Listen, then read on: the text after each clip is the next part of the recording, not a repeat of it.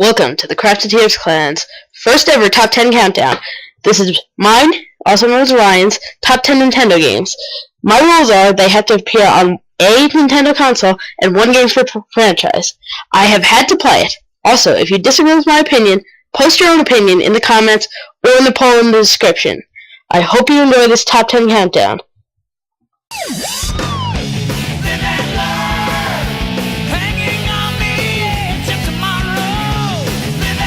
Super Metroid. This game is a very fantastic game where you are basically an interstellar bounty hunter who's just trying to kill the Metroid race on many different planets. There has been one Metroid left in captivity, but it has been broken out by the evil creature known as Ridley, who is basically a big giant pterosaur. And your goal in this game is to defeat Ridley and all the other bosses in the game to save the world from Metroids. It's very fun, very intuitive, and it's a blast. Like, literally, because you blast missiles. No, don't get it. Okay, moving on. It's just wonderful. I have it on the Virtual Console, but still awesome. You start off where the last game actually ended, right after you defeated Mother Brain. Spoiler alert. There are also various unlockables and upgrades in this game. For instance, there's the super missiles, the wave beam, the ice beam, a bunch of your old classic Metroid power-ups. And not to forget, of course, there's a screw attack. It's a Metroid game. It's Samus. And this is just one of the best games ever made. There's a lot of games on this list that are better than this one.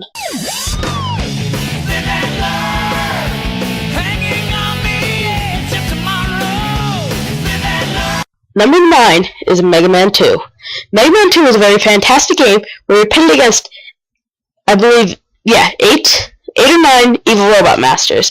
These masters have varied skills, one being Cutman and just the classic, Cutman and Metal Man. Oh, and speaking of Metal Man, the Metal Blade in this game is so overpowered. You have the Mega Blaster and you have the Metal Blade. Metal Blade barely takes up any energy, and you can shoot in all 8 directions. Most overpowered Mega Man item ever. So after you defeat all the Robot Masters, you finally get to go against the evil Dr. Wily. And don't want to spoil it for anyone. So that's about it on the story, and I've just had a very nostalgic experience with this game. I got an NES a few years ago, and this is one of the games that I loved on the system. It's a true classic and one of the best NES games ever made.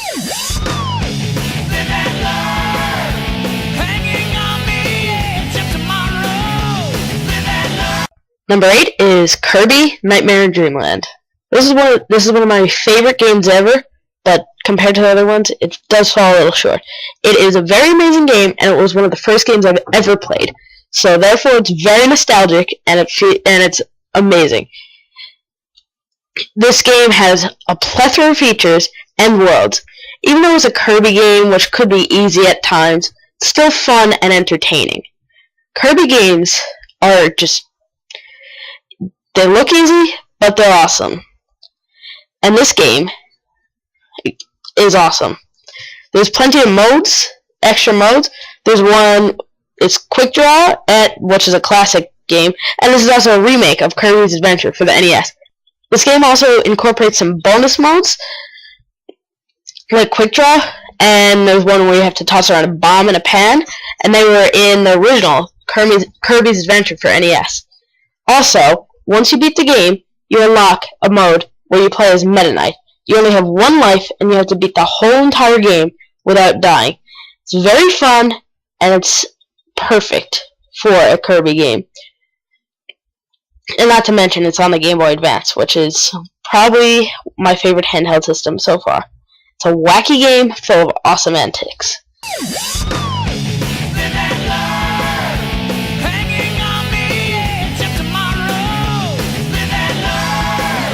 Number 7 is Sonic Adventure for the Nintendo GameCube. The Sonic Adventure, or Sonic Adventure DX, which stands for Deluxe or Director's Cut in this case, is a game for the Nintendo GameCube, and it's very fun, interesting, and it's a Sonic game. Your goal is to defend City Square and the world from chaos, which is a giant big glob that Eggman has created. You have to travel through various worlds, Mystic Ruins, Eggman's ship, City Square, and the list goes on. It was a Dreamcast game originally, but it appeared on the GameCube, so that's why it's on this list. And it brought one of Sonic's first appearances on a Nintendo console. Also, this is the first Sonic game to incorporate a actual hub world, where you could just walk around from level to level. And I thought that was amazing compared to other Sonic games. Again, I got this game at a very young age, and I loved playing it. It was extremely fun. And it was Sonic's first adventure into the 3D world. It hasn't aged well, but I still love it, and it's a great game.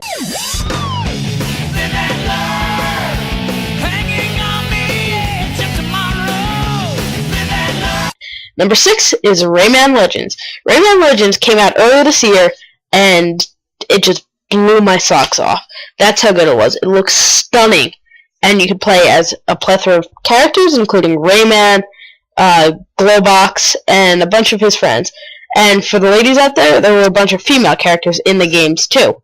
So, it's also a sequel to the critically acclaimed Rayman Origins, and it's coming out on the PS4 and Xbox One, but the Wii U version is still the best because you have the extra Murphy levels, which are amazing. Which is where you have the Wii U gamepad, and you use the stylus to help control one Rayman or Glowbox on the screen. And I thought it was a very intuitive and forward-thinking game to show off some of what the capabilities of Nintendo they could actually really do. Because the gamepad use was phenomenal, and it was stunning. It's probably the best game out there on the Wii U, other than some game that I may be discussing later. And I have been replaying it for like the 8th time, and I just can't put it down. That's how good it was.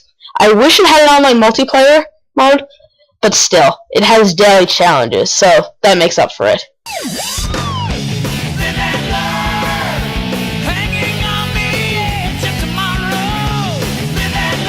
Number 5, Pikmin 3. This game also came out earlier this year, like the aforementioned Rayman Legends. It came out in August for North America. It was either August or July. I'm not too clear on that. But Pikmin is a game where you basically can control a bunch of little minions. It stemmed out from the game Super Mario 128, which was a tech demo that was shown off for the GameCube, and Miyamoto has made this IP in the early 2000s. It's been like 8 years since we got a sequel to Pikmin 2, and I can't be more happy. It really delivered. They could have made a game that had more oomph, that held us over that 8-year drought. I just felt it didn't deliver to what we've been waiting for. But nonetheless, it's probably one of the best games out there on the Wii U. I would rate it 4.3, and it's a fantastic game at its whole. It's very short though, but it has tons of replayability, and that bingo mode, me and my friends cannot put down. That's how addictive it is. I love it. And you control a few basic types of Pikmin: red ones, yellow, flying, rock, and blue Pikmin. And each of them has their own special ability, and you have 3 captains: Alf, Charlie, not Alf, Brittany, Charlie, and yeah, Alf. And you try to find Olimar and get your key so you could return back to Hoctate, which is your home planet, and bring your fruit back to help your starving planet.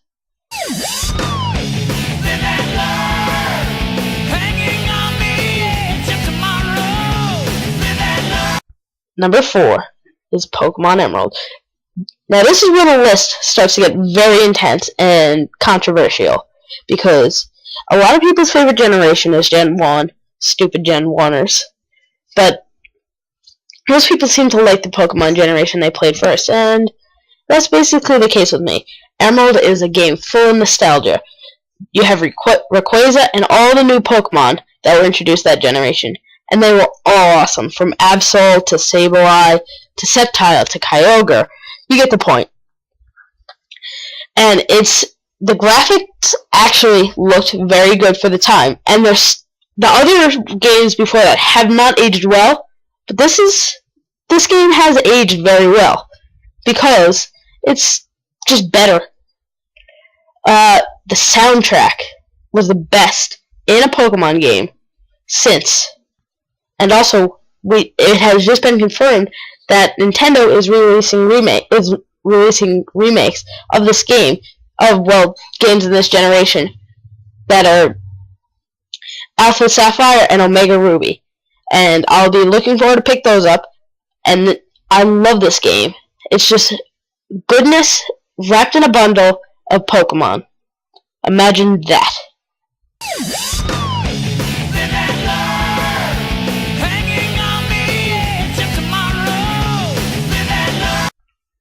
Number 3, Donkey Kong Country Tropical Freeze. This game has just been amazing. I picked it up launch day, and the graphics are the best on the Wii U, best 2D platformer on the Wii U. This game introduces 3 characters that are playable along with Donkey Kong, and those characters are Dixie Kong, Cranky Kong, and Diddy Kong, who was playable in the last game. They each have their special abilities. Dixie has her hair to go up. She gets a vertical boost. Diddy gets a horizontal boost. And Cranky just bounces on a cane and avoids sharp objects. And they all have a special ability at the end, where they get coins or hearts, stuff like that. And this is a sequel to Donkey Kong Country Returns, which also was a fantastic game. This nearly beat it out. The levels are designed perfectly. My favorite of them being the one with the Jello, and I also loved all the boss fights. Even though the boss fights could get a little long and tedious at points, they still were fun and hard, especially the polar bear one. But one more thing about this game, the bonus levels. They're so hard that when you beat the levels, it actually provides a reward for beating them, just bragging to your friends. And this game is phenomenal. It's probably my second or third best favorite game on the whole Wii U. Number 2 is The Legend of Zelda: The Wind Waker on the Nintendo GameCube.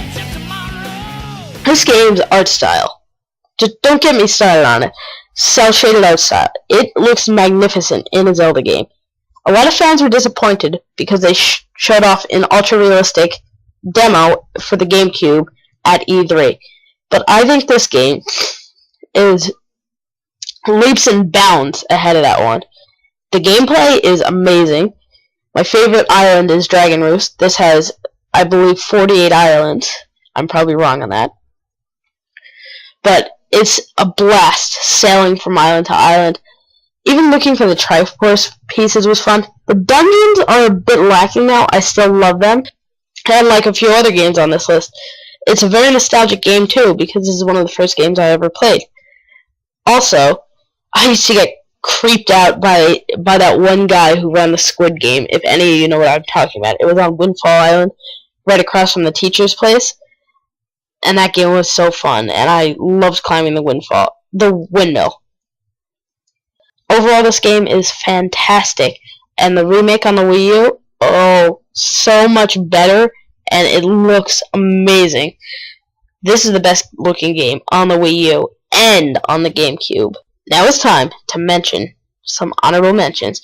Animal Crossing New Leaf. It's a very fun 3DS game, intuitive, and you get plenty of long hours out of it, whether you're playing off Nook's debts or you're designing your house.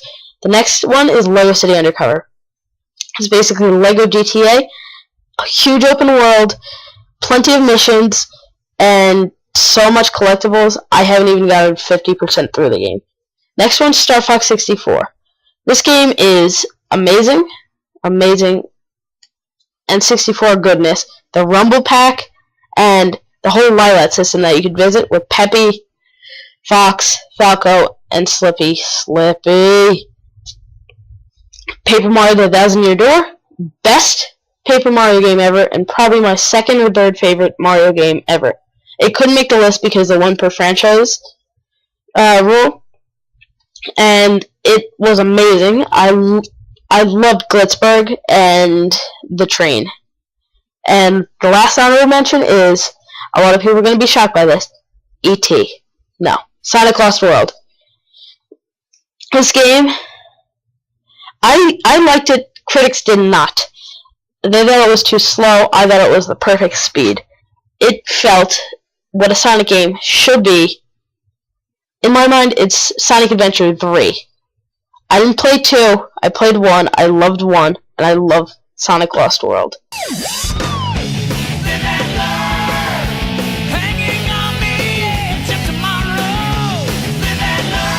Number 1 is Super Mario 3D World for the Wii U. This game is my favorite Mario game and my favorite Nintendo game. I love the cat suit. It's a cat suit. Meow. Meow. Meow. Meow. Meow. Meow. Meow. Meow. Meow. And it has a Tanuki suit and a bunch of awesome power-ups. The double cherry. The gameplay. A 4-player 3D Mario. It's a pretty revolutionary game in that sense, but it hasn't really made the formula all new. I just think it's the perfect marriage between Super Mario 3, World, and the Galaxy games, but with less gravity elements, all put in one perfect, neatly wrapped up game. The bonus houses, and the boss battles, and the bonus worlds were all fun. But nothing tops the Toad levels. You know, the ones where you have Captain Toad and you traverse through a huge maze. Best levels ever. Nintendo! Make that an eShop game. Stand alone. Now, show off the gamepad. Give it to us some more. And thanks for watching this Top 10 Countdown. Goodbye.